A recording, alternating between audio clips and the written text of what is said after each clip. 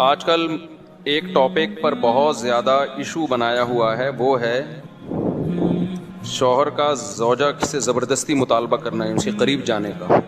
Liberal तबका इस पर बहुत इशू बना रहा है कि ये ठीक अमल नहीं है। ये टीवी चैनल्स पे ये बहस उठाई गई है कि मर्द अगर अपनी ज़ौजा से अपनी ख्वाहिश पूरी करना चाहता है, औरत का मूड नहीं है, तो क्या मर्द उस पर ज़बरदस्ती कर सकता है या नहीं कर सकता। ये लोग खुद ही उस ऊट पटांग किस्म के मसाइल उठाते हैं, और जब हम उसका जवाब देते हैं तो कहते हैं ये मौलाना लोग देखो किस किस्म की बातें कर रहे हैं। तो आप ना करें इस किस्म की बातें। पहले मसाइल कम है क्या दुनिया में जो आप ये टॉपिक एक नया लेके बैठ गए। अगर कोई मर्द बिलफर ज़बरदस्ती कर भी रहा है बीवी के साथ, अव्वल तो करते नहीं है मर्द। आजकल तो खुराकें ऐसी हो गई हैं कि उसकी रिक्वायरमेंट पूरी नहीं हो रही होती, ज़बरदस्ती तो दूर की बात है। लेकिन अगर कोई कर रहा है तो उसका कोई इतना बड़ा नुकसान हो रहा है कि आप इस टॉपिक को टीवी पे उठाएं और उस पर डिबेट करें और बहस करें। काम है कि एक फजूल बहस में लोगों को डाल दिया। जबरदस्ती क्या करेगा वो, क्या उसका क्या नुकसान कर देगा अगर वो जबरदस्ती उसने कर भी लिया। औरत का तो कोई नुकसान नहीं होता इसमें। नुकसान होता भी किसका है, मर्द का नुकसान होता है। उसकी एनर्जी खर्च होती है, उसकी एनर्जी यूटिलाइज होती है, तो इसमें औरत की एनर्जी तो बहुत कम जाती है। तो ये कोई इतना बड़ा इशू नहीं है, और आमतौर पे मर्द ऐसा करते भी नहीं है। आमतौर पर अगर किसी की ज़ौजा का मूड नहीं है तो मर्द बर्दाश्त कर लेता है। हमारी सोसाइटी में ऐसा नहीं है कि वो मार पीट के जबरदस्ती वो उसके साथ अपनी ख्वाहिश पूरी कर रहा हो।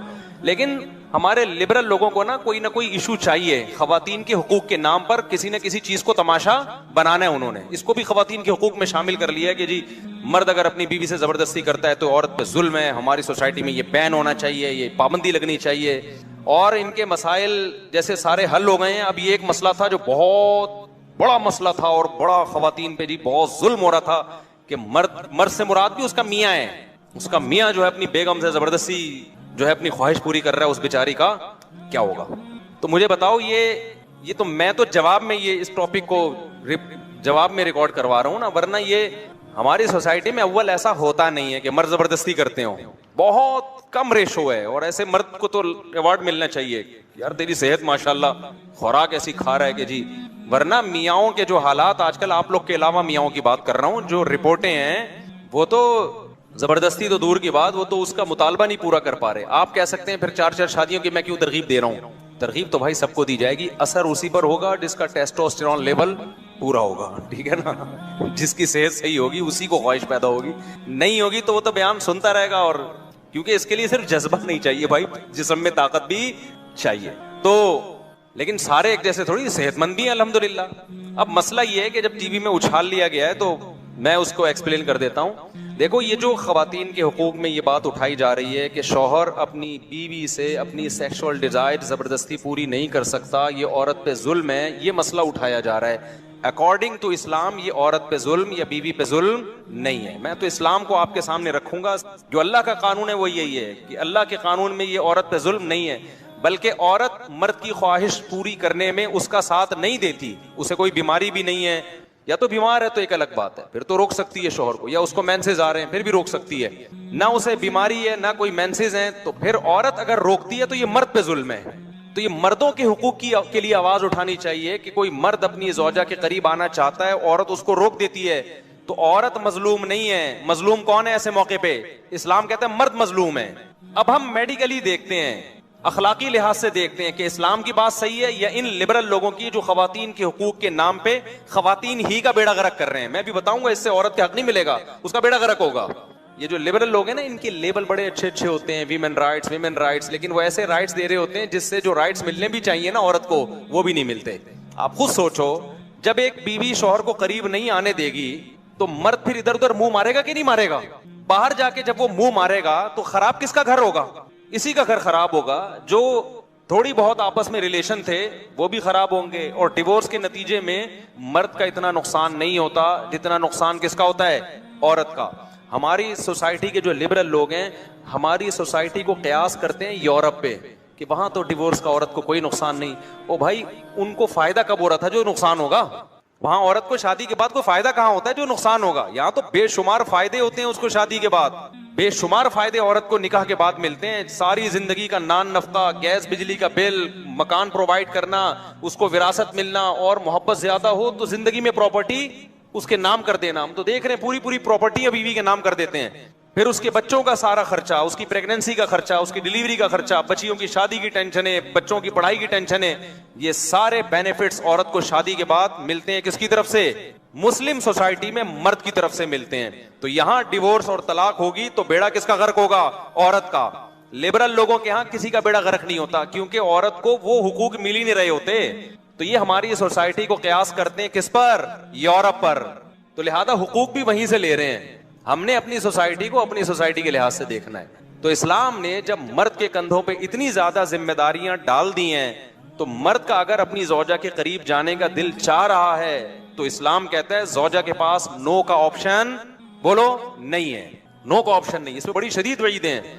आप सल्लल्लाहु अलैहि वसल्लम ने फरमाया कि जो मर्द औरत से नाराज हो जाए, वो चाह रहा था बीवी के पास जाना, बीवी ने इजाजत नहीं दी, वो मुंह उधर करके गुस्से में सो गया, सारी रात उस पर फरिश्तों की तरफ से लानत बरसती है, उसकी कोई रात उस इबादत उस रात कबूल नहीं होती। इसलिए कि इसके लिए अपने शौहर की ख्वाहिश पूरी करने में कोई ज्यादा नुकसान नहीं था। बस एक चीज ये थी कि इसकी चाहत नहीं है, इसको अपनी चाहत के अगेंस्ट चलना था। इसका नुकसान थोड़ा है, उसका नुकसान बहुत ज्यादा है, क्योंकि जब शहवत उसके दिमाग पे सवार है और बेगम भी मौजूद है और है भी वो हलाल, उसके लिए रात गुजारना उसको डिप्रेशन का मरीज बनाना है। उसके दिल में बीवी से नफरत के जज्बात पैदा होंगे। फिर जब सुबह उठ के दफ्तरों में जाएगा, इधर उधर मुंह मारेगा वो। तो इन तमाम बड़े बड़े नुकसानात से बचने के लिए उस एक औरत को पाबंद बना लेना ये अच्छा नहीं है कि भाई तुम्हारी ख्वाहिश है या नहीं है, तुम शौहर के इतने हुकूक हैं, उसके साथ तुम्हारा रिलेशन है, वो अपनी जिम्मेदारियां पूरी कर रहा है, तो तुम अपने घर का माहौल अच्छा बनाने के लिए उसकी ख्वाहिश में उसका साथ दो। तो ये आसान है, या उसको हम आजाद कर दें कि नहीं जी कोई तुम्हारा कोई रिलेशन नहीं है, तुम्हारा मूड नहीं है, तो जाओ उसको दफा करो यहां से, वो कौन होता है?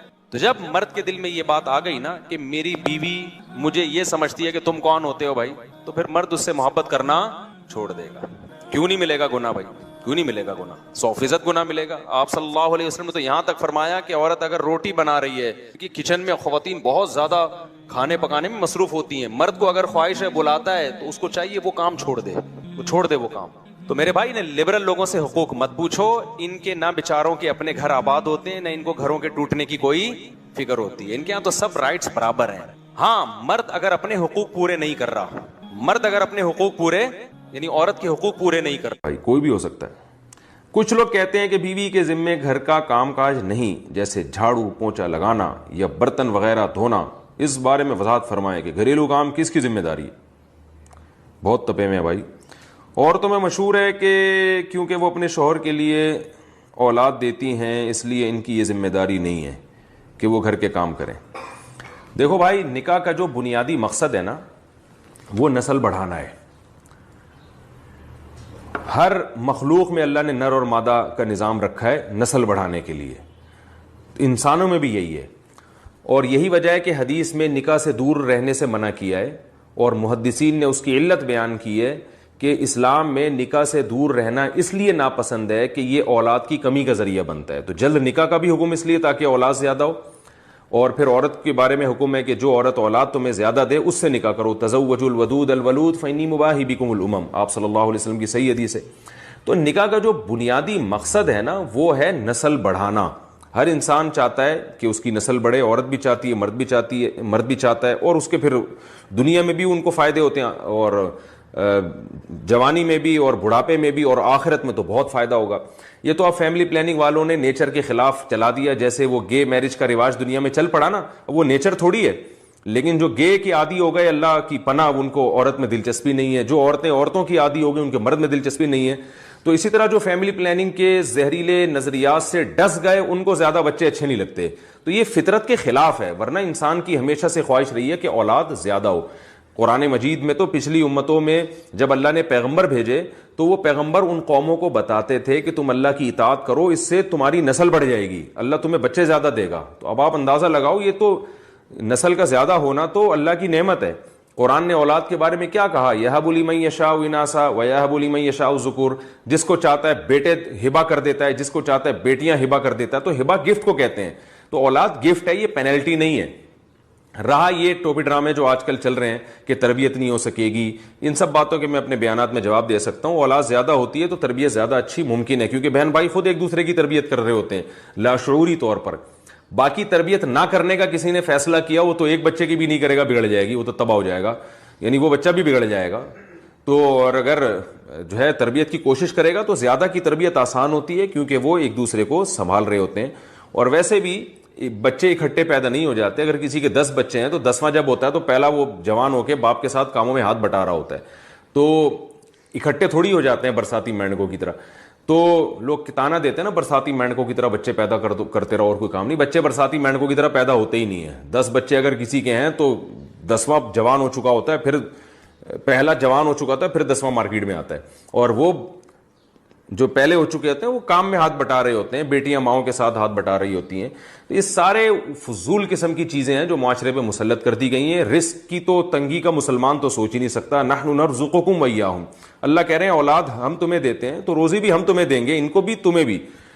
अगर रिस्क की तंगी के खौफ से औलाद रोकना जायज होता ना, तो सबसे पहले सहाबा को हुक्म होता कि बच्चे रोको, क्योंकि वो तो असहाबे सुफ़ा वालों के पास तो एक एक लुंगियां हुआ करती थी, एक दूसरे की तरफ पुश करके बैठते थे वो, कि हमारा सतर ना किसी दूसरे को नजर आ जाए। इतनी गुर्बत थी, इतनी गुर्बत। उनको जब तरगीब दिए बच्चे ज्यादा पैदा करो, तो आज जो अंडे पराठे सुबह शाम फोड़ रहे हैं बच्चे, उनके बीगन हाउस में पढ़ रहे हैं, कोई सिटी स्कूल में पढ़ रहा है, इन कमबख्तों को जो है ना नस्ल रोकने का ख्याल हो रहा है कि खाएंगे कहां से। तो ये अल्लाह पर बहुत बड़ा इल्जाम है। अल्लाह कहेगा कमबख्तों तुम्हें मैं सुबह शाम खिला खिला के मैंने इतनी रिस्क के दरवाजे खोल दिए, हजार हजार के गज के बंगले तुम लोगों ने बना लिए, और तुम अब इतना तुमने खा लिया और तुम्हें डर है कि आगे औलाद को कौन खिलाएगा। ये अल्लाह पे बहुत बड़ा इल्जाम है। इसलिए इसको बोलने से पहले 100 दफा सोचना चाहिए।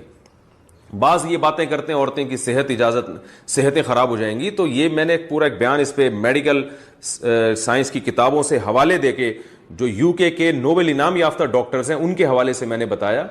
पूरा बयान मैं रिकॉर्ड करा चुका हूं, यूट्यूब पे मिल जाएगा, कि औरत की सेहत बच्चे पैदा करने से अच्छी होती है। जो कंटिन्यू नस्ल पैदा करती रहती हैं वो ज्यादा देर तक जवान रहती हैं। नस्ल रोकने से बुढ़ापा आता है, मोटापा, बुढ़ापा, ये सारी बीमारियां नस्ल पैदा करने से नहीं, नस्ल रोकने से हैं।